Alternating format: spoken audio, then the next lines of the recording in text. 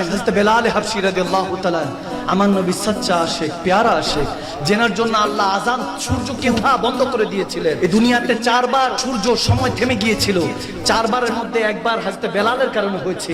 প্রথমবার নবীকে সুবহানাল্লাযী আসরা বিআবদিহি যখন দাওয়াত দিয়ে আওয়াদানা কাবা কাউসাইনে আমার প্যারা আল্লাহ প্যারা নবীকে নিয়ে গিয়েছেন, তখন সময় থেমে গিয়েছিল। প্রথমবার সময় থেমেছে আমার নবীর মেরাজের রজনীতে, সুবহানাল্লাহ পড়েন না। এরপর দ্বিতীয়বার থেমেছে হযরত শের খোদা আলীর নামাজে আসর কাজা যখন হয়েছে, সুবহানাল্লাহ বলেন। তৃতীয়বার বলেছেন হযরত বেলাল হাবশী যখন ফজরের আযান দেয়, সুবহানাল্লাহ বলেন।